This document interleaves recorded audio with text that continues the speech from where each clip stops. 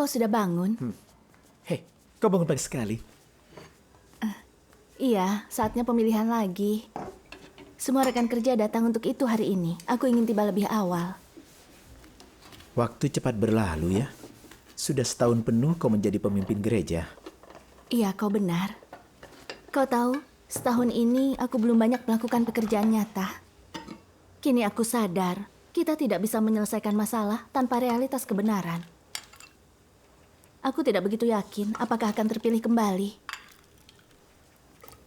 Kau bekerja sangat keras tahun ini. Dan kau meraih beberapa pencapaian dalam tugas. Kau tidak perlu khawatir tentang itu. Kita lihat saja nanti. Apapun yang terjadi, aku akan mengejar kebenaran dan melakukan tugasku. Ibu, panggil kakek untuk sarapan. Kakek, sarapan. Ya, Sia, aku butuh bantuanmu di toko hari ini.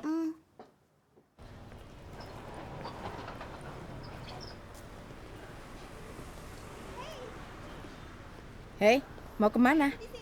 Kau tinggal di dekat sini. Aku tinggal di sebelah timur kota. Apa urusanmu di sini? Aku hanya mau ke rumah pamanku di depan sana.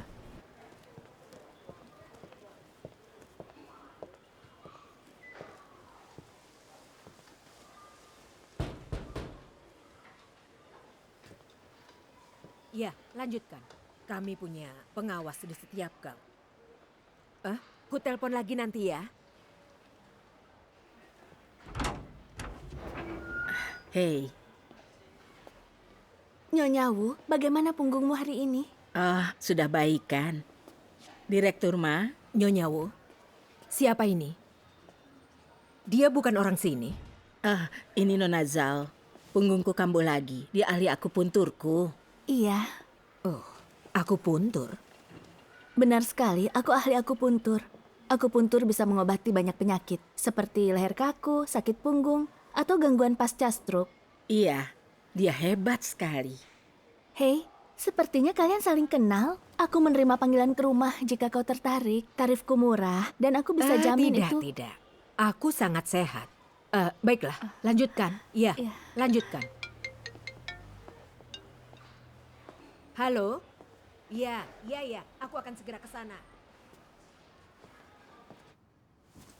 Waktu cepat berlalu ya. Tidak terasa sudah saat Ini aku mau mengawasi. Baiklah. Sudah waktunya pemilihan. Memilih pemimpin gereja yang tepat adalah hal terpenting. Iya. Orang yang mencintai kebenaran dan punya kemanusiaan yang baik dapat membimbing kita memasuki realitas kebenaran. Memilih orang yang tidak memiliki kebenaran akan sangat membahayakan kita. Iya. Kita harus terlebih dahulu bersekutu tentang prinsip pemilihan agar semuanya memiliki kearifan dan wawasan dan dapat memilih sesuai prinsip. Begitulah cara memilih pemimpin yang baik. Benar, benar. Gereja telah mengungkap para pemimpin palsu dan antikristus sebelumnya. Kita semua telah menyaksikan hal ini dan belajar darinya. Kita tahu pemimpin palsu dan antikristus tidak dapat melakukan pekerjaan praktis. Mereka menuturkan doktrin dengan tipu daya untuk pamer dan menunda jalan masuk kehidupan saudara-saudari. Sungguh membahayakan mereka. Benar sekali. Para pemimpin palsu dan antikristus itu bisa menjadi pemimpin. Karena kita tidak memilih berdasarkan prinsip. Kita mengandalkan gagasan dan imajinasi kita sendiri. Sehingga membahayakan semua orang di gereja. Iya. Namun sekarang kita telah belajar. Jadi kita harus memilih dengan baik. Jika kita mengkhianati prinsip ini dan memilih berdasarkan perasaan, kita akan menentang Tuhan dan membahayakan umat pilihannya. Kau benar. Penting untuk bersekutu dengan jelas tentang prinsip ini. Kita perlu mencari kebenaran dan bersekutu dengan jelas. Aku banyak memikirkan tentang pemilihan ini. Kedua pemimpin gereja kita punya kelebihan. Saudari Su memiliki persekutuan yang praktis dan dapat menyelesaikan masalah. Saudari Zhao, orang baru dan tidak punya banyak pengalaman. Tetapi dia tampak bagus, bersekutu dengan baik, dan bertanggung jawab dalam tugas. Menurutku, mereka tetap pilihan terbaik. Aku juga sudah memikirkannya. Keduanya pilihan yang baik, tidak diragukan lagi. Jika ada kandidat yang lebih baik, aku tidak tahu siapa. Benar. Saudari Wu, Sudah selesai? Aku periksa dahulu. baiklah.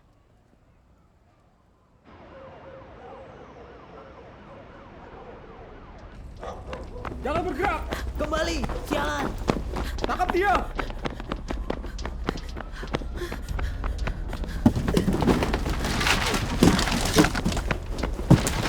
Ke arah sana! Kejar! Jangan biarkan orang percaya itu lolos!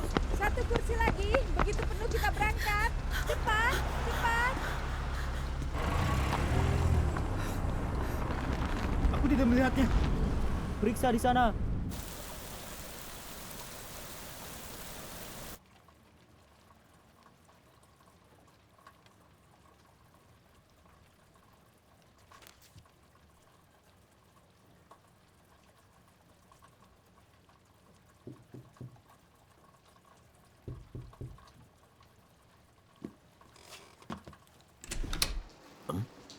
Kau cari siapa? Apa Cing Yu di rumah? Ya, siapa itu?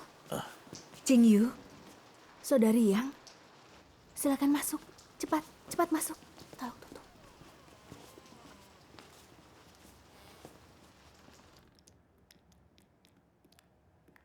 Kami sedang ada pertemuan, lalu polisi datang. Jika pengawas kami tidak memperingatkan, kami semua pasti tertangkap.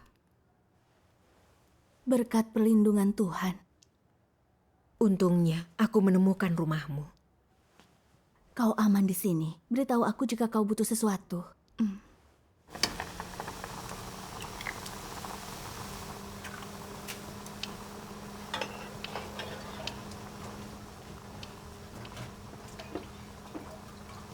Cing Yu, Ya, PKT telah gila-gilaan menangkapi orang-orang percaya. Jika melindungi buronan, kau hanya cari masalah. Jika mereka menemukannya, kalian berdua akan dipenjara. Bukankah keluarga kita akan hancur?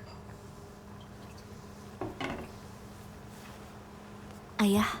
Bukankah ayah bilang kita harus berbuat baik? Target PKT sekarang bukanlah penjahat, tetapi orang percaya. Kita harus melindungi mereka.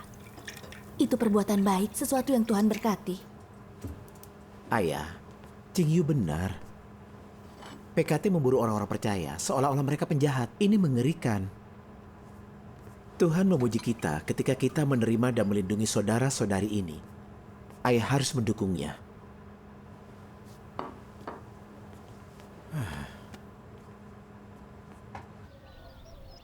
Jadi maksudmu ada yang melaporkan pertemuan saudari Yang? Benar. Ini. Polisi sedang mencarinya. Jadi dia belum bisa pulang. Tunggu. Ayah mertuamu bukan orang percaya. Dan kau sangat sibuk. Mungkin sebaiknya dia tidak tinggal di tempatmu. Kita harus mencarikan tempat lain. Lalu menurutmu dia harus tinggal di mana? Bagaimana kalau di tempatku? Aku belum lama jadi orang percaya dan tidak dikenal. Dia aman di sini. Rencana bagus. Mari kita ajak dia menghadiri pertemuan di sini. Aku pernah ikut beberapa pertemuan dengannya. Dia selalu bersekutu dengan praktis. Bagaimana kalau kita minta dia memimpin kelompok kecil? Boleh juga. Hari ini mari kita bersekutu tentang pemilihan kita. Jangan takut untuk bertanya. Sebenarnya aku punya pertanyaan. Aku tahu kita harus memilih pemimpin yang mencintai kebenaran dan memiliki realitasnya. Karena itu satu-satunya cara membawa kita kepada kebenaran. Namun bagaimana kita tahu siapa yang punya realitas kebenaran? Aku belum paham betul. Misalnya, orang bisa bekerja, berkhotbah, mengorbankan diri, membayar harga dalam tugas, dan mendukung saudara-saudari mereka. Apakah itu memiliki realitas kebenaran? Benar. Menyangkut topik ini, kita telah banyak bersekutu. Tetapi ketika terjadi sesuatu, aku tidak punya banyak kearifan. Kulihat beberapa orang berkualitas baik dan cepat memahami kebenaran, bersekutu dengan baik, punya pemahaman baik. Menurutku, mereka memahami kebenaran dan memiliki realitasnya. Apakah itu bisa dijadikan tolok ukur? Pertanyaan yang bagus. Memang kita perlu bersekutu tentang itu. Firman Tuhan sudah sangat jelas tentang topik ini. Mari kita baca agar paham. Baik. Menjunjung firman Tuhan dan mampu menjelaskannya secara gamblang bukan berarti engkau memiliki realitas. Segala sesuatu tidak sesederhana yang engkau bayangkan. Memiliki realitas tidak didasarkan pada perkataanmu, melainkan pada apa yang engkau hidupi. Hanya ketika firman Tuhan menjadi hidupmu dan ungkapan alamimu, barulah engkau disebut memiliki realitas dan memiliki pemahaman sejati dan tingkat pertumbuhan yang nyata. Engkau harus mampu menanggung pemeriksaan dalam jangka waktu panjang dan hidup dalam keserupaan yang Tuhan kehendaki. Bukan sekadar sikap, melainkan mengalir secara alami. Hanya dengan demikian, engkau memiliki realitas dan memperoleh kehidupan. Laskar kerajaan yang baik tidak dilatih untuk menjadi sekelompok orang yang hanya mampu bicara tentang realitas atau membual. Sebaliknya, mereka dilatih untuk hidup dalam firman Tuhan setiap saat, pantang menyerah meski menghadapi kemunduran, dan selalu hidup sesuai dengan firman Tuhan serta tidak kembali kepada dunia. Inilah realitas yang Tuhan maksudkan. Inilah tuntutan Tuhan terhadap manusia. Orang yang sungguh mengorbankan diri bagi Tuhan, menyerahkan segenap keberadaan mereka di hadapannya. Mereka sungguh tunduk pada semua perkataannya dan mampu menerapkan firman-Nya. Mereka menjadikan firman Tuhan fondasi keberadaan mereka, dan dengan sungguh mencari di dalam firman Tuhan bagian yang harus mereka terapkan. Orang seperti itulah yang sungguh hidup di hadapan Tuhan. Jika apa yang engkau lakukan bermanfaat bagi hidupmu, dan melalui makan dan minum firman-Nya engkau dapat memenuhi kebutuhan batin dan kekuranganmu, sehingga watak hidupmu berubah, engkau akan memuaskan kehendak Tuhan. Jika engkau bertindak sesuai tuntutan Tuhan dan tidak memuaskan daging, tetapi memuaskan kehendak-Nya, maka dalam hal ini engkau telah masuk ke dalam kenyataan firman-Nya. Amin. Amin. Firman Tuhan sangat jelas. Orang yang fasih bicara belum tentu memiliki realitas kebenaran. Juga tidak penting apakah mereka mampu menderita demi tugas. Yang penting adalah bisakah mereka menerapkan kebenaran dan hidup menurut firman Tuhan. Itulah yang terpenting. Amin. Benar sekali. Ada orang berkualitas baik. Persekutuan mereka tentang firman Tuhan sangat membantu dan menerangi orang lain. Namun jika mereka kurang pengalaman dan penerapan dan hanya berbuat sesuka hati saat terjadi sesuatu, apapun yang mereka katakan akan kosong dan tidak praktis. Mereka tidak akan bisa memberitahu esensi kebenaran karena belum menerapkannya. Benar. Bisakah orang percaya yang tidak menerapkan kebenaran masuk ke dalam kebenaran? Tidak bisa. Tidak bisa. Betul. Kalian bisa tahu apakah orang memiliki realitas kebenaran jika mereka menerapkannya. Jika perkataan dan perbuatan mereka berprinsip, dapat menegakkan kebenaran, melindungi pekerjaan gereja ketika terjadi sesuatu, dan setia kepada Tuhan dalam tugas mereka. Orang seperti itu memiliki realitas kebenaran. Iya. Itu sangat masuk akal. Orang yang tidak menerapkan kebenaran tidak bisa masuk ke dalam realitasnya. Ketika baru percaya, aku tidak mengerti banyak. Aku mendengarkan pendeta dan penatua menjelaskan Alkitab. Jadi yang kudapatkan hanyalah pengetahuan Alkitab. Aku tidak tahu tentang realitas kebenaran. Yang kulakukan hanyalah berdoa kepada Tuhan untuk membawaku ke kerajaan surga. Jika dipikir, menyedihkan sekali. Dengan menerima pekerjaan Tuhan yang Maha Kuasa pada akhir zaman dan mengalami penghakiman dari firman Tuhan, aku memahami kebenaran. Dan melihat bahwa aku telah dirusak iblis, congkak, dan bahkan licik. Aku berbohong dan curang untuk melindungi kepentinganku. Dan aku tampak bekerja keras, tetapi sebenarnya hanya ingin berkat kerajaan. Apakah aku bersikap layaknya manusia? Lalu aku mulai membenci diriku sendiri, sengaja meninggalkan diriku dan menerapkan kebenaran ketika terjadi sesuatu. Akhirnya aku bisa tunduk kepada Tuhan. Dan sekarang, meski sudah agak berubah, aku masih menuturkan doktrin tanpa banyak realitas. Sekarang aku sadar, tanpa mengalami penghakiman dalam firman Tuhan, kita tidak bisa mengetahui natur iblis kita sendiri maupun menerapkan kebenaran. Dengan begitu, bagaimana kita bisa memiliki realitas kebenaran? Bisakah kita layak untuk kerajaan Tuhan? Kau benar sekali. Hampir seumur hidup aku terjebak dalam agama. Aku tidak memahami kebenaran. Aku begitu saja mempercayai pendeta. Kukira karena mereka tahu tentang Alkitab, mereka memiliki realitas kebenaran. Iya. Dan apa yang terjadi? Tuhan yang Maha Kuasa mengungkapkan banyak kebenaran. Tetapi mereka tidak pernah berusaha mendengar suara Tuhan. Mereka mengutuk dan menghujat Tuhan yang Maha Kuasa dan mencegah kita mencari jalan yang benar. Mereka hampir berhasil menipuku. Para pendeta dan penatua ini tidak memiliki realitas kebenaran. Mereka hanyalah segerombolan orang munafik. Iya, Benar. Lalu aku sadar, memiliki realitas bukan menurut perkataanmu, melainkan cara hidupmu.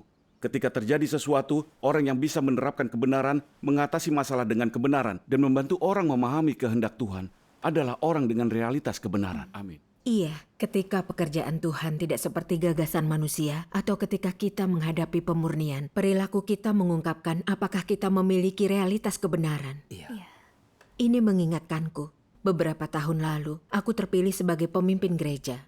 Aku merasa Tuhan meninggikanku. Aku bersemangat dengan pekerjaan itu dan bersedia menderita. Dalam pertemuan, aku suka berbagi pemahamanku sendiri tentang firman Tuhan. Kukira aku tahu kebenaran dan memiliki realitasnya. Kukira aku setia dan taat. Aku banyak memikirkan diri sendiri. Aku menjadi congkak, keras kepala, dan sembrono. Aku tidak mau mendengarkan perkataan saudara-saudari. Jadi aku diberhentikan dari pekerjaanku. Setelah itu, aku sungguh hancur. Pikirku, jika aku tidak bisa menjadi pemimpin, lalu apa? Apalagi yang bisa diharapkan? Sejak itu, aku merasa sedih dan tidak mau melakukan tugas. Lalu aku datang ke hadapan Tuhan dan membaca firman Tuhan. Firman Tuhan mengatakan, "Aku paling muak terhadap mereka yang menuturkan teori tanpa realitas. Berteriak paling nyaring ketika bekerja, tetapi hancur begitu dihadapkan realitas. Bukankah itu artinya mereka tidak punya realitas? Ada orang yang membekali diri dengan kebenaran tertentu untuk keadaan darurat atau mengabaikan diri untuk membantu orang lain, bukan untuk memecahkan masalah mereka. Kita menyebutnya orang yang tidak egois. Mereka anggap orang lain sebagai boneka kebenaran dan mereka sendiri sebagai dalangnya. Mengajari orang lain memegang teguh kebenaran dan tidak bersikap pasif, sementara mereka sendiri menjadi penonton di pinggir. Orang macam apa itu? Mereka memperlengkapi diri dengan firman kebenaran hanya untuk menceramahi orang lain, tetapi tidak berbuat apapun untuk menghindari kehancuran. Betapa menyedihkan.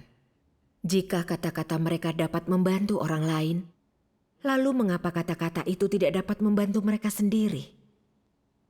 Kita harus melabeli mereka sebagai orang munafik yang tidak memiliki realitas. Dengan firman ini, aku merenung. Sebagai pemimpin gereja, aku mengatakan hal benar kepada semua orang. Dalam tugas, tidak ada perbedaan status. Apapun tugas kita, itu sudah ditentukan Tuhan. Kita harus mematuhi semua pengaturan Tuhan dan berusaha memuaskannya. Setelah diberhentikan dan kehilangan status, aku menjadi negatif dan mengeluh. Aku bahkan tidak mau melakukan tugasku lagi. Mana bisa itu disebut ketundukan atau kesetiaan kepada Tuhan? Kemudian aku sadar, yang kulakukan hanyalah membacakan doktrin, tidak ada realitas kebenaran. Dengan diungkap oleh Tuhan, aku memahami. Pemahaman yang didapat tanpa pengalaman tidak mungkin praktis sama sekali, tidak dapat memperbaiki masalah praktis. Dan kita akan hancur dalam ujian, tidak bisa berdiri teguh. Benar sekali. Menuturkan doktrin hanya membuat orang bingung. Kita menjadi orang Farisi munafik, berjalan di jalan menentang Tuhan. Inilah yang terjadi ketika kita tidak berusaha mengalami firman Tuhan. Benar. Dan sekarang aku sadar. Meski berpengetahuan rohani, aku masih belum punya kenyataan jika mengandalkan pemikiran sendiri. Memiliki realitas kebenaran membutuhkan penerapan dan pengalaman akan firman Tuhan, pekerjaan Roh Kudus, dan juga kerja sama kita. Amin. Syukur kepada Tuhan. Syukur kepada Tuhan. Persekutuan ini sangat praktis. Dulu kukira memiliki realitas kebenaran hanyalah tentang bekerja dan berkhotbah. Iya. Kini akhirnya aku paham, itu tidak ada hubungannya dengan mampu menderita atau fasih bicara. Melainkan apakah bisa menerapkan kebenaran dan menaati Tuhan, setia kepada Tuhan, dan mencintai Tuhan. Benar sekali. Meski berbicara dengan baik, jika tidak bisa menerapkan kebenaran dalam kenyataan, perkataan mereka hanyalah doktrin. Semuanya kosong. Iya, persekutuan hari ini luar Syukur biasa. kepada Tuhan, persekutuan yang luar biasa. Benar sekali. Rasanya meneguhkan. Memang.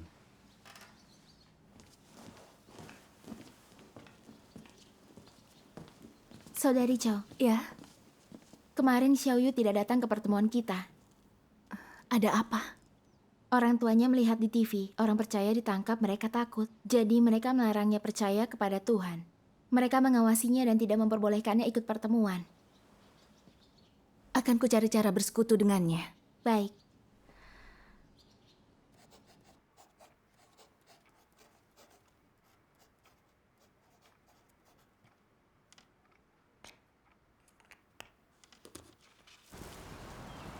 Saudari Chow, Halo, Xiaoyu. semalam aku ke rumah bibiku dan saudari yang di sana. Jadi, dia sudah bersekutu denganmu.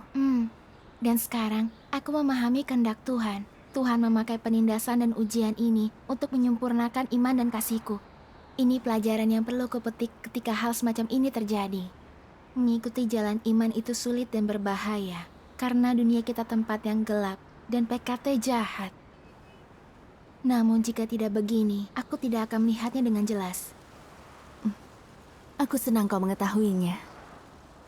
Saudari Yang akan memimpin pertemuan kita hari ini. Iya, Persekutuannya sungguh hebat dan praktis, memberiku jalan. iya, Persekutuannya luar biasa ya. iya. Aku sangat menikmatinya.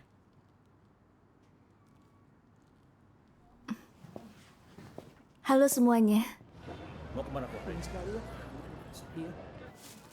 Sampai jumpa. Halo, apa pesananku sudah tiba? Sudah, ayo ke belakang.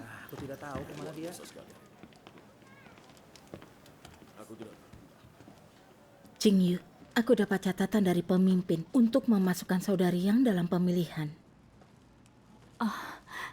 Aku senang mendengarnya.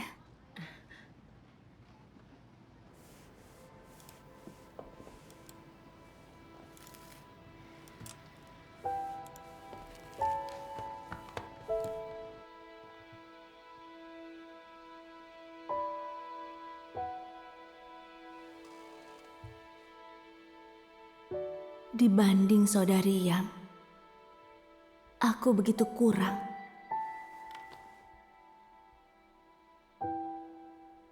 Aku harus berusaha lebih keras.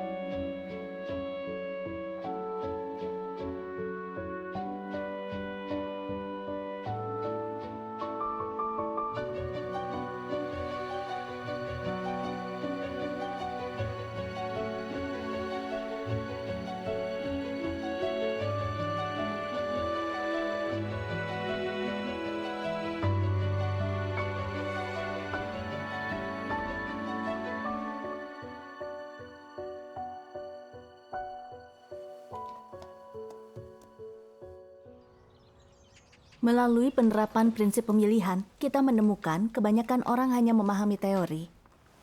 Sebelum pemilihan, kita telah bersekutu tentang prinsip memilih pemimpin. Tetapi beberapa orang masih tidak punya kearifan. Mereka memilih orang yang tampak berbakat dan fasih, tetapi tidak dapat menegakkan prinsip atau menerapkan kebenaran. Ada beberapa orang yang terpilih tetapi hanya menuturkan doktrin, tidak bisa melakukan pekerjaan praktis. Mereka yang jujur dan mempersekutukan kebenaran untuk mengatasi masalah tersingkirkan. Apakah pemilihan seperti itu berprinsip? Tidak. Ya. Karena itu, beberapa hari ini kita membicarakan tentang pengalaman kegagalan menurut firman Tuhan. Ini membantu persekutuan kita. Sekarang kita bisa membedakan orang dan memahami prinsip pemilihan. Kita dapat memilih pemimpin yang baik dan berprinsip. Dengan begini, kita sungguh dapat memasuki kebenaran. Iya. Iya. Hei saudari, kau sudah lama bersama kami. Masalah apa yang kau temukan di dalam gereja kami? Iya, beritahu kami. Beberapa hari terakhir dalam pertemuan, aku menemukan banyak orang tidak terlalu memahami diri mereka sendiri. Mereka melihat apa yang diungkapkan firman Tuhan adalah fakta, tetapi itu bukan pengenalan diri yang sejati. Mereka harus mengetahui situasi dan esensi rusak mereka sendiri dan membawa diri sejalan dengan firman Tuhan dan diyakinkan. Ketika melihat diri mereka telah dirusak dan penuh watak iblis, mereka akan membenci diri sendiri. Ini terjadi ketika kita mengenal diri sendiri. Ketika aku mendengar saudara-saudari bicara tentang mengenali diri, mereka tahu mereka punya watak rusak, tetapi pemahaman mereka tidak jelas. Mereka tidak mengetahui secara detail bagaimana mengungkap watak iblis ini, natur yang mengendalikan mereka, dan letak akar semua itu. Begini, ketika orang bicara tentang pengenalan diri, mereka hanya berkata mereka congkak, rusak, atau mementingkan diri sendiri. Tetapi mereka tidak dapat menjelaskan kecongkakan mereka, alasannya, bagaimana perwujudannya, atau apa akar masalahnya. Sama seperti ketika mitra dalam tugas berbeda pendapat.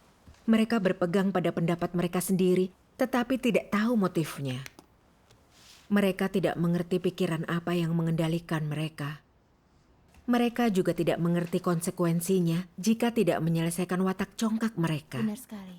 Mereka hanya mengakui watak rusak mereka, tetapi tidak memiliki pengetahuan nyata atau membenci natur rusak mereka. Maka, mereka tidak akan mencapai pertobatan sejati. Jadi pada waktunya nanti, semua masalah mereka akan kembali dan mereka tidak akan bisa lepas dari belenggu ini. Itu sebabnya saudara-saudari mengalami pertumbuhan yang lambat. Benar sekali. Iya, kau benar sekali. Iya. Iya. Saudari Yang, kau benar sekali. Pengenalan diriku dangkal. Sebagai pemimpin, aku bicara tentang doktrin dan tidak dapat mengatasi masalah praktis. Jadi semuanya menghafal doktrin seperti yang kulakukan. Sambil mengira mereka paham. Ini menunjukkan aku tidak cocok menjadi pemimpin. Dalam banyak hal, aku mengandalkan gagasanku sendiri dan tidak mencari kebenaran. Atau menyelesaikan masalah menurut firman Tuhan. Jika dipikir, aku tidak memiliki kebenaran. Bisa dibilang aku tidak memahaminya. Itulah sebabnya pengenalan diriku tidak jelas. Aku bahkan tidak bisa melihat betapa iblis telah merusakku. Atau apakah aku punya kemanusiaan. Karena itu, aku tidak bisa membenci diri sendiri. Itulah akar semuanya. Iya. Sekarang aku paham. Tanpa pengenalan diri yang sejati, kita tidak mendapat jalan masuk kehidupan. Meski kita pemimpin, kita memakai karunia kita dan mengandalkan doktrin untuk pekerjaan kita. Bukankah membahayakan pilihan Tuhan? Iya. Mulai sekarang, aku akan fokus pada jalan masuk kehidupanku sendiri dan berusaha mengenal diri. Dan menyelesaikan masalahku sendiri sebelum memperbaiki masalah orang lain. Benar sekali. Kau benar sekali. Tidak ada jalan masuk kehidupan tanpa pengenalan diri. Aku punya masalah yang sama. Seringkali aku mengungkap watak rusak, tetapi tidak mau membahasnya secara terbuka. Ketika berbuat salah, aku tidak mau mengakuinya. Bukankah aku munafik? Persekutuan saudari yang praktis. Sebagai seorang diaken penyiraman, aku hanya berfokus pada kerja keras. Kukira aku memiliki realitas kebenaran. Kau benar sekali. Sekarang kusadari, aku juga seorang munafik. Aku jarang bicara tentang semua kesalahan yang aku buat, atau tentang watak rusakku. Aku hanya bicara kosong tentang pengetahuanku. Aku tidak bisa mempersekutukan prinsip menerapkan kebenaran dan menghindari masalah yang diajukan saudara-saudari. Sebenarnya, aku belum melakukan pekerjaan praktis. Terkadang, aku merasa bersalah, tetapi aku menghibur diri. Aku tidak berbuat jahat, setidaknya aku pantas dipuji atas kerja kerasku. Begitulah pembenaran diriku. Setelah sekian lama, aku masih belum memiliki banyak pengalaman menerapkan firman Tuhan. Aku sama sekali tidak mengejar kebenaran. Kurasa aku perlu lebih berusaha mengenal diri sendiri. Iya. Atau jalanku akan salah, tidak hanya merugikan diri sendiri, tetapi juga menghalangi jalan masuk kehidupan orang lain. Benar. Sama. Aku juga perlu merenungkan diriku sendiri. Iya. Kalian semua berbicara dengan sangat praktis. Kita semua memiliki masalah dengan pengenalan diri. Sebagai pemimpin gereja, aku bertanggung jawab. Akulah yang tidak memiliki realitas kebenaran. Aku belum membawa kalian ke jalan yang benar. Aku berutang kepada Tuhan. Aku perlu bertobat.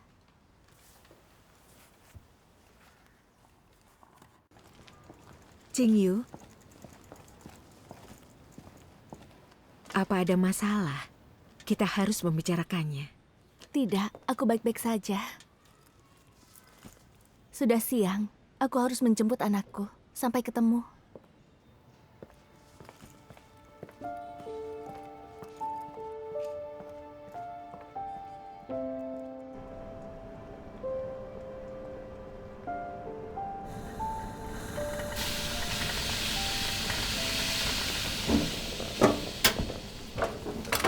Gawat supnya. Kuenya juga terbakar. Semuanya gosong. Sudahlah, kita bisa membuatnya lagi. Bukan masalah besar. Ada apa? Kau baik-baik saja? Tentu aku baik-baik saja. Aku bisa mengurusnya. Tidak, biar aku saja.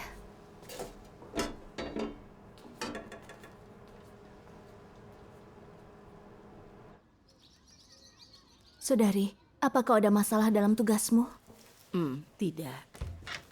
Saudari Chow, Ya, dalam perjalanannya ke pertemuan, Saudari Wang dikuntit. Itu mungkin agen PKT. Dia bilang sulit lolos darinya. saudari yang tidak aman tinggal di sana. Kita harus memindahkannya. Oh, kami memindahkannya ke rumah Saudari Chang. Bagus. Mari kita bicara sebentar.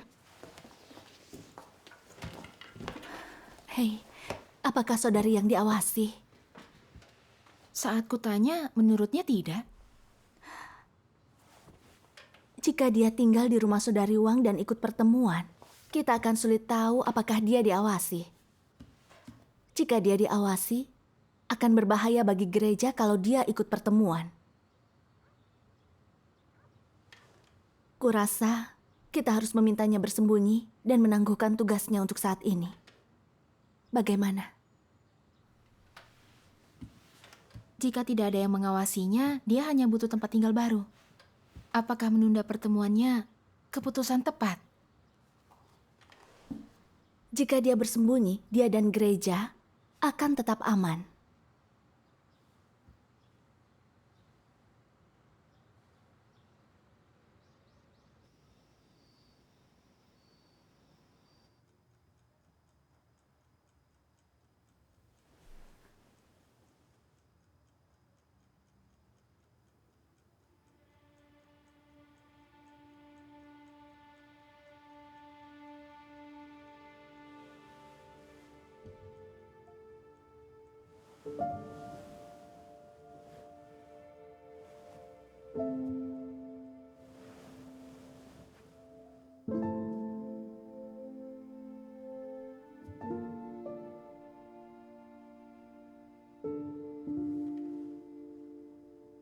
Jika tidak ada yang mengawasinya, dia hanya butuh tempat tinggal baru. Apakah menunda pertemuannya keputusan tepat?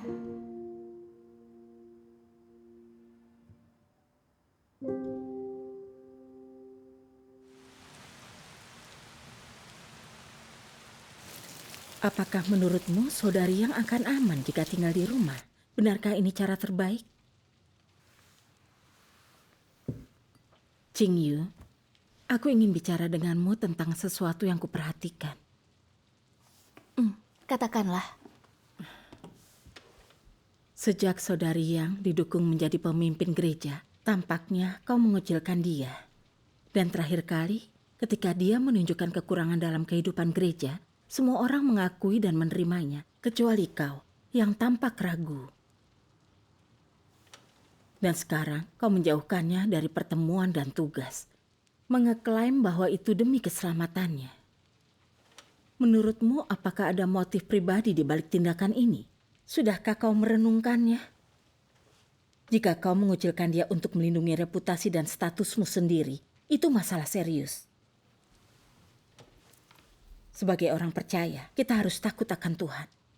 Terutama sebagai pemimpin, jika kita mengejar nama dan status alih-alih mencari kebenaran, itu jalan menentang Tuhan. Dan kita akan menyinggung watak Tuhan.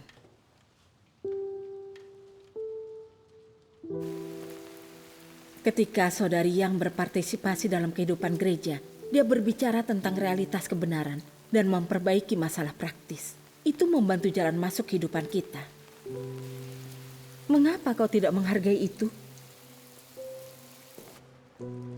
Jika kau hanya mencari alasan untuk mengisolasinya, bagaimana kau akan mengatasi hati nuranimu? Bagaimana kau akan menjelaskannya kepada Tuhan?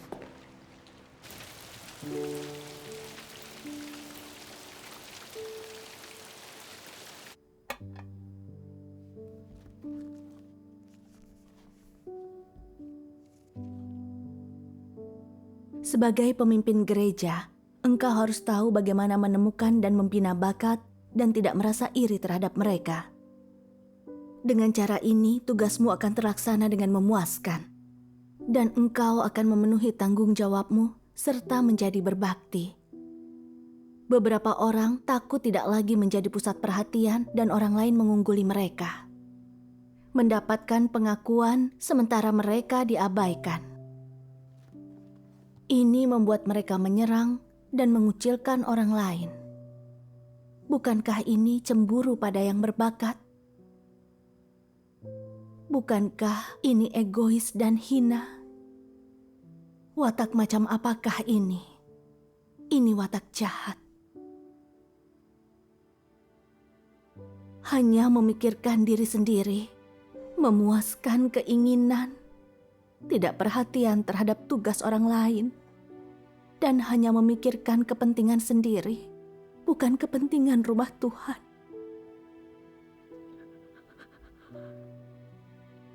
Orang seperti ini wataknya buruk, dan Tuhan tidak mengasihi mereka.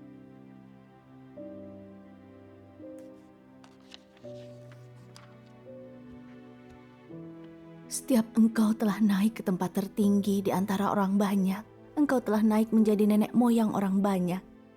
Engkau bersikap seenaknya dan berlari liar di antara semua belatung, mencari tempat yang tenang. Engkau tidak tahu tempatmu, tetapi berkelahi dengan sesamamu di tumpukan sampah. Apa yang engkau dapat dari pergumulan itu? Jika engkau menghormati aku dalam hatimu, bagaimana bisa engkau berkelahi dengan sesamamu di belakangku? Setinggi apapun statusmu, bukankah engkau tetap cacing kecil yang bau di tumpukan sampah? Mampukah engkau menumbuhkan sayap dan menjadi merpati di langit? Persekutuannya sungguh hebat dan praktis, memberiku jalan. Syukur kepada Tuhan, persekutuan ini sangat praktis. Iya, aku sangat menikmatinya.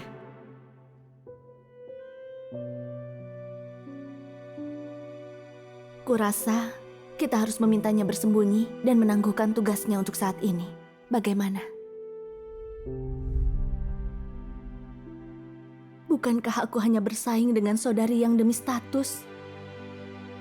Ketika melihat betapa praktis persekutuannya tentang kebenaran dan semua orang menyetujuinya, aku merasa iri dan mengucilkannya. Mengandalkan gagasanku sendiri untuk menangguhkannya dari tugas. Bagaimana aku bisa berbuat sejahat itu? Ya Tuhan, aku sungguh tidak punya kemanusiaan.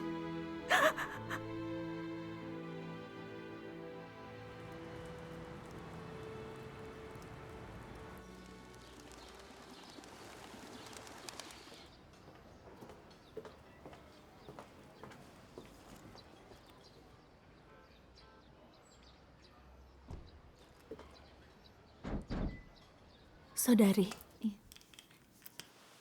aku datang untuk minta maaf.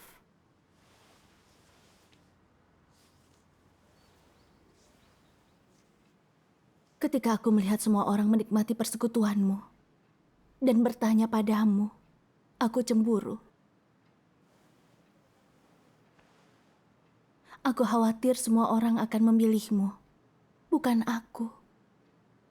Aku merasa tersaingi.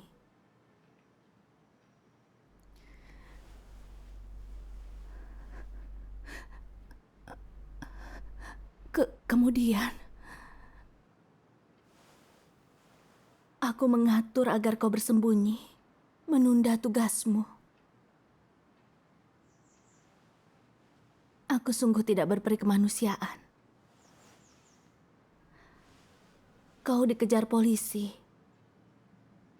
Kau menderita dalam pelarian. Namun bukannya menghiburmu, aku justru bersikap buruk.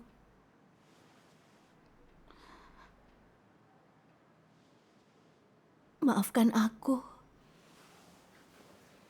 Mendengar ini membuatku malu. Aku melihatmu merasa tersaingi, dan aku ingin bersekutu denganmu. Namun aku khawatir. Kukira kau tidak sengaja mengungkap kerusakan itu. Jadi aku tidak membantu. Aku tidak bertindak karena kasih. Aku juga minta maaf. Jangan bilang begitu. Aku sangat menginginkan status. Persekutuanmu praktis, dan kau bisa menyelesaikan masalah orang lain. Itu sangat membantu kami semua. Sangat bagus. Tidak sepertiku.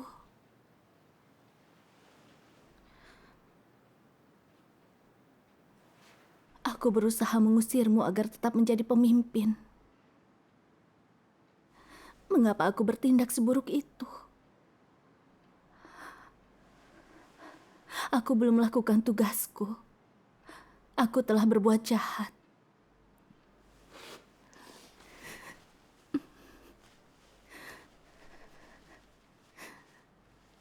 Mengapa aku selalu mengejar nama dan status? Mengapa aku tidak bisa mengubah watakku? Ada pepatah lama yang aku tahu. Penyakit datang dengan kuda, tetapi pergi berjalan kaki. Natur iblis berakar kuat dalam diri semua orang. Dan kita tidak bisa berubah tanpa penghakiman dan hajaran. Keinginanku akan nama dan status juga kuat. Diperlukan pemangkasan, ujian, dan pemurnian dalam waktu lama agar aku berubah. Mengejar status adalah cara mengendalikan orang lain agar memuja dan mengikutimu. Tetapi bukankah semua manusia sama saja? Begitulah cara watak iblis mengendalikan orang. Tuhan mengungkapkan banyak firman untuk menyelamatkan kita dan bebas dari ini. Kita perlu mengalami penghakiman dalam firman Tuhan sebelum bisa mengubah watak ini. Syukur kepada Tuhan. Setelah membicarakannya, aku merasa jauh lebih baik. Keinginan akan status adalah watak iblis, dan kita harus belajar semampu kita. Iya. Bagaimana kita harus mengalami penghakiman Tuhan sehingga dapat disucikan? Bagaimana jika kita mempersekutukan ini di pertemuan besok? Iya, baiklah.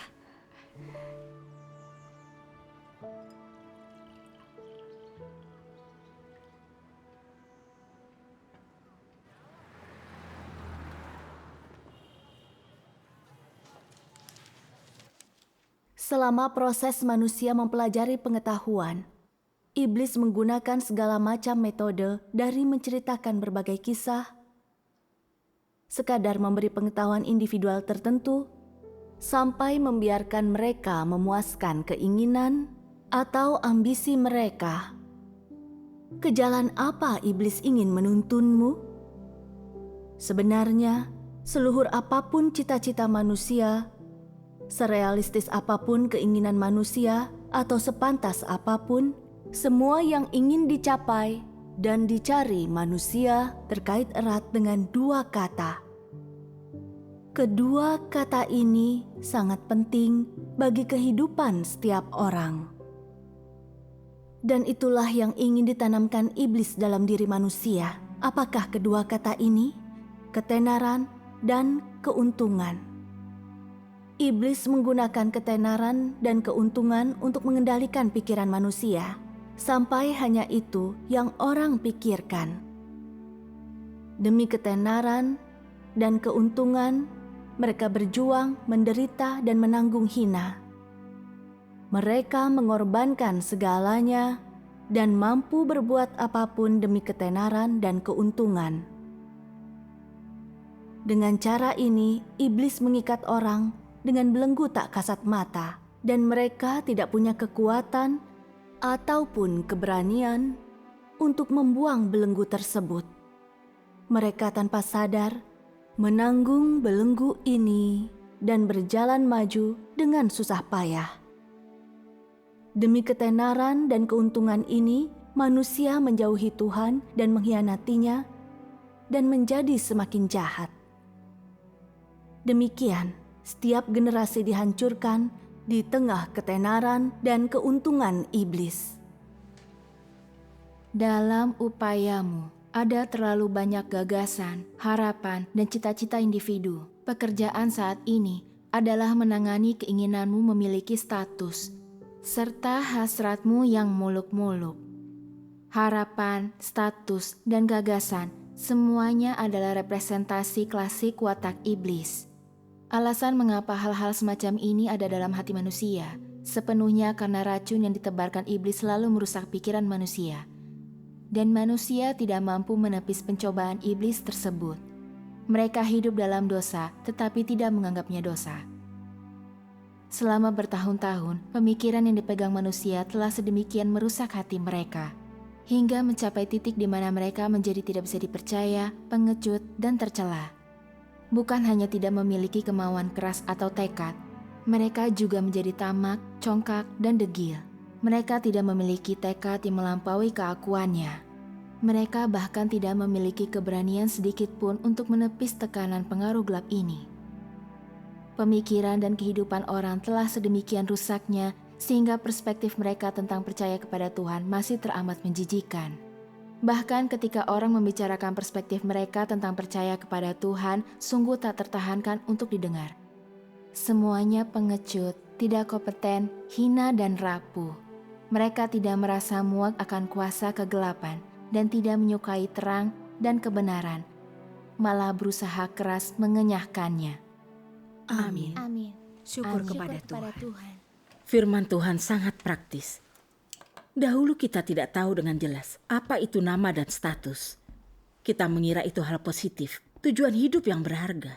Benar sekali. Sejak kecil, guru telah mengajar kita materialisme, ateisme, dan ide tokoh terkenal. Seperti tiap orang memperjuangkan kepentingannya sendiri.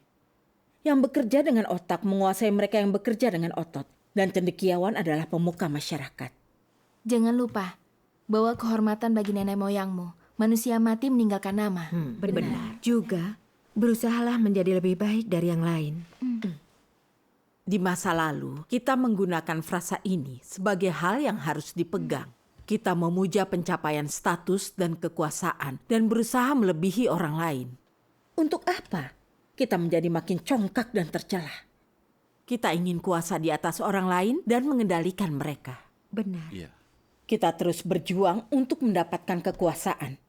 Kita ingin mengendalikan dan berkuasa atas orang lain seperti tiran. Bukankah itu akibat perusakan iblis terhadap manusia? Ya, itu benar. Kau benar sekali. Sekarang orang mengejar ketenaran dan status dan memuja kekuasaan. Tidak ada yang mau mengejar kebenaran. Ambil contoh PKT. Mengapa mereka membakar salib, menghancurkan gereja, dan menganiaya orang Kristen?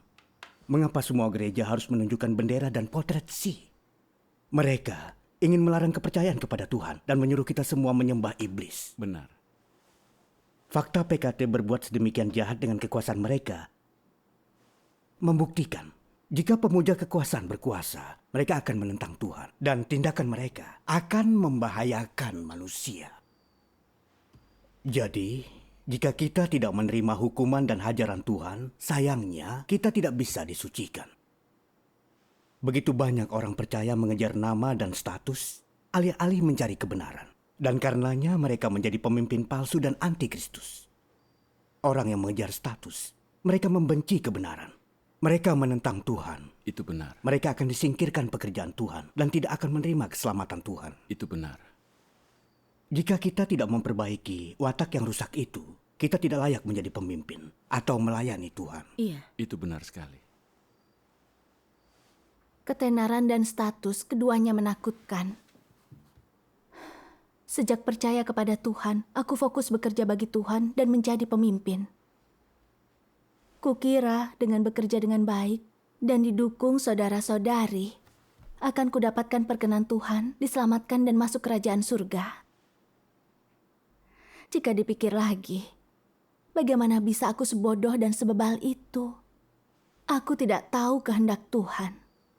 Iya. Seperti yang dikatakan Tuhan Yesus, banyak orang akan berkata kepadaku di hari itu, Tuhan, Tuhan, bukankah kami telah bernubuat demi namamu, telah mengusir setan demi namamu, dan melakukan banyak pekerjaan ajaib demi namamu? Saat itu akan kukatakan kepada mereka, aku tidak mengenalmu. Pergilah daripadaku, engkau yang melakukan kejahatan. Amin. Kini kurasa aku memahami firman-Nya. Firman itu pengingat dan peringatan bagi kita yang mengejar ketenaran dan keuntungan. Inilah kasih Tuhan. Ya, benar. Ya, benar. Bagi orang percaya yang terpenting adalah mengejar kebenaran dengan tulus, menerima penghakiman Tuhan, dan menakhirkan watak rusak kita. Benar sekali. Benar. Syukur kepada Tuhan. Syukur kepada Tuhan. Saudari Yang, bagaimana kau mengalami penghakiman Tuhan ketika mengejar nama dan status? Bisakah kau mempersekutukannya? Ya, silakan. Akan kuceritakan pengalamanku. Bertahun-tahun lalu, aku menjadi pemimpin gereja. Dan aku bersemangat kerja karena memiliki status. Jika saudara-saudariku punya masalah, kutemukan firman Tuhan untuk dukungan dan persekutuan.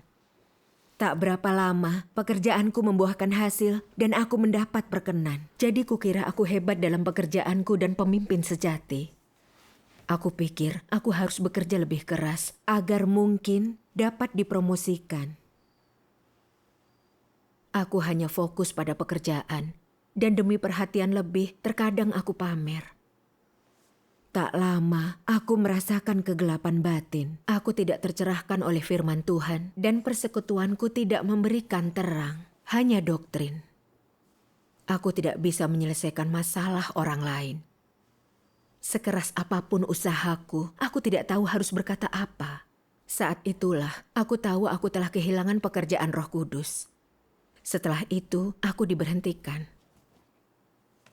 Kemudian aku merasa menderita. Aku kehilangan muka. Aku benar-benar sengsara. Aku merenung dan membaca ini dalam firman Tuhan.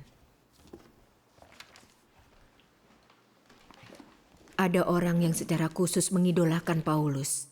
Mereka suka keluar, berkhotbah, dan bekerja. Mereka suka menghadiri pertemuan dan berkhotbah. Suka orang lain mendengarkan mereka, memuja mereka, dan mengerumuni mereka. Mereka suka memiliki status dalam pikiran orang lain dan menghargai orang yang menghormati citra mereka. Mari kita analisis natur mereka dari perilaku ini. Bagaimana natur mereka? Jika mereka benar-benar bersikap seperti ini, itu cukup menunjukkan bahwa mereka congkak dan sombong. Mereka sama sekali tidak menyembah Tuhan. Mereka mencari status yang lebih tinggi dan ingin memiliki otoritas atas orang lain, menguasai mereka, dan memiliki status di pikiran mereka. Inilah gambaran klasik iblis. Benar sekali. Aspek yang menonjol dari natur mereka adalah kecongkakan dan kesombongan, ketidakrelaan menyembah Tuhan, dan keinginan dipuja orang.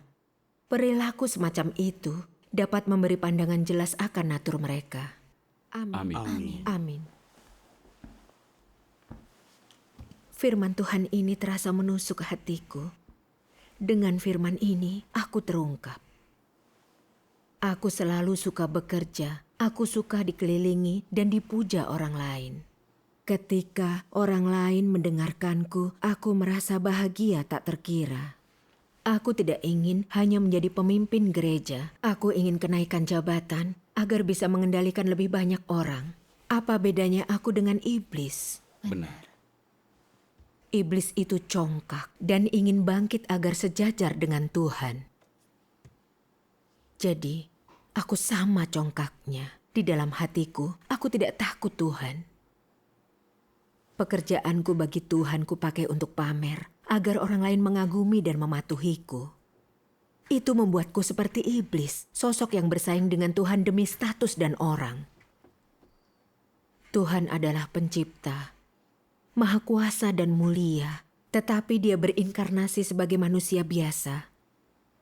Rendah hati dan tersembunyi di antara manusia. Dia menanggung penghinaan besar untuk bekerja dan menyelamatkan manusia. Iya. Manusia memang congkak, pemberontak, dan tidak masuk akal, tetapi tidak dia tinggalkan. Lebih kecil daripada setitik debu, rusak, dan kotor, aku terobsesi untuk menonjol melebihi orang lain. Aku benar-benar congkak dan tercela. Tidak punya kemanusiaan atau akal. Makin kupikirkan, makin aku merasa malu. Secara berlebihan aku mencari nama dan status. Dan aku bekerja hanya demi hal-hal ini. Aku sibuk dalam urusanku sendiri, yaitu menentang Tuhan. Saat itulah aku mulai bertobat dan membenci diri sendiri. Jadi aku berdoa kepada Tuhan, memintanya untuk menghukumku jika aku sampai mengejar nama dan status lagi. Sejak saat itu, aku fokus mengejar kebenaran dan setiap memikirkan status, aku berdoa kepada Tuhan dan meninggalkan diri. Aku juga bertekad mengungkap diriku sendiri dan meminta orang lain mengawasiku. Tanpa sadar, aku mulai merasakan perubahan. Aku tidak peduli dengan nama dan status. Sikapku di tempat kerja lebih murni dan aku lebih tenang. Apapun tugas yang diberikan rumah Tuhan kepadaku, ku terima sebagai amanat Tuhan dan kulakukan yang terbaik. Satu-satunya keinginanku adalah bisa memuaskan Tuhan. Amin. Akhirnya aku merasa tenang dan damai. Syukur kepada Tuhan. Persekutuanmu sangat membantu kami. Sebelumnya, aku hanya mengakui natur congkakku dan mencari status. Tetapi aku tidak memahami esensi pengejaran statusku. Aku mencari pembenaran dalam hal ini. Kukira itu tidak memengaruhi tugasku dan aku tidak berbuat jahat.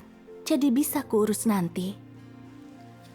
Sekarang aku melihat jelas, natur iblisku dalam mengejar nama dan status sangat berbahaya. Benar. Dan tanpa mencari kebenaran, aku mungkin berbuat sesuatu yang menentang Tuhan atau menyinggung wataknya.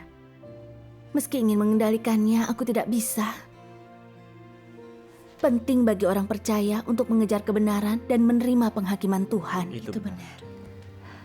Mulai sekarang, aku akan fokus pada firman Tuhan, merenung, dan mematuhi ajaran Tuhan dan penghakimannya. Kalau tidak, aku tidak akan pernah disucikan dari watak iblisku. Syukur kepada Tuhan. Aku telah belajar banyak hari ini. Benar sekali.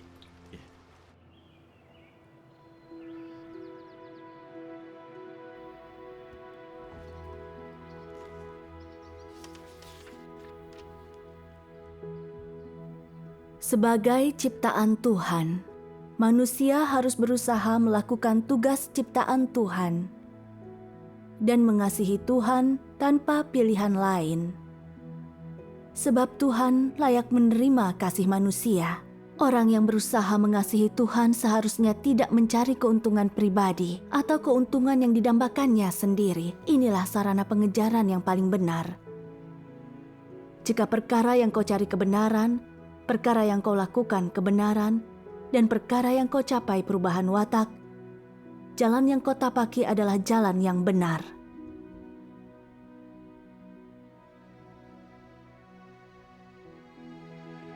Ketika orang menempuh pengalaman sampai datangnya hari ketika pandangan mereka tentang kehidupan, makna, dan dasar keberadaan mereka berubah, Ketika mereka telah berubah sepenuhnya dan menjadi orang lain, bukankah ini luar biasa? Ini perubahan besar, perubahan yang menghancurkan bumi. Hanya ketika engkau menjadi tidak tertarik pada ketenaran dan kekayaan, status, uang, kesenangan, kekuasaan, dan kemuliaan dunia, dan dengan mudah melupakannya, engkau akan memiliki keserupaan dengan manusia. Mereka yang akan disempurnakan adalah kelompok orang seperti ini. Mereka hidup demi kebenaran, demi Tuhan, dan demi keadilan. Inilah keserupaan dengan manusia yang sejati.